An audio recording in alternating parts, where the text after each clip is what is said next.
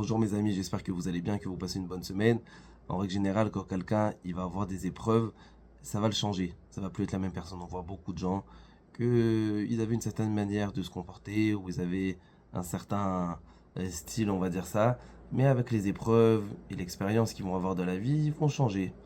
Alors, c'est quelque chose de positif, mais il faut que ça reste dans le positif. Quand quelqu'un il va avoir une épreuve, il va changer, il faut faire attention à deux choses. Premièrement, que ça reste la même personne. Faut pas qu'il devienne une autre personne, une autre personnalité qui va complètement changer parce que ça va pas être lui, il va pas être bien avec ça.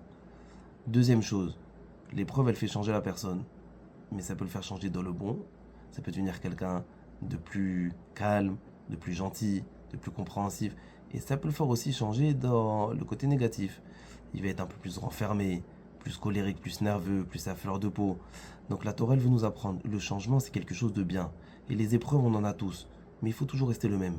Il faut rester le même, on peut changer, mais il faut faire attention. Changer dans le bien, devenir meilleur.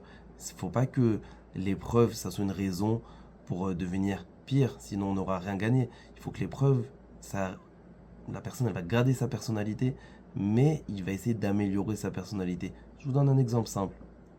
Hachem, quand il a créé le monde, Hachem l'a créé le monde avec la rigueur. Il était dur, il était strict, il fallait écouter, celui qui n'écoutait pas, il était puni.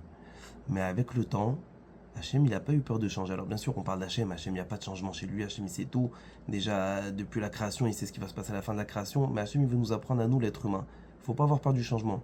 Il va y avoir des épreuves, il va y avoir des choses qui vont vous décevoir. Il ne faut pas avoir peur du changement. On peut changer, mais il faut changer en mieux.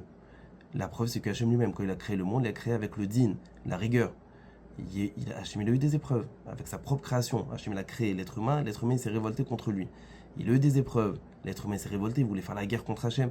Donc Hachem, il s'est amélioré, mais en mieux.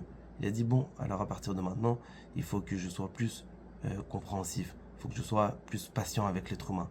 Il faut que je sois plus calme. D'ailleurs, ça va être la fin de la parasha de Bereshit, début de la parasha de Shemot, qu'à partir de maintenant, on va voir que Hachem va se comporter avec les gens, avec l'être humain, plus miséricorde, avec le nom Yud Kevavke, le nom de la miséricorde.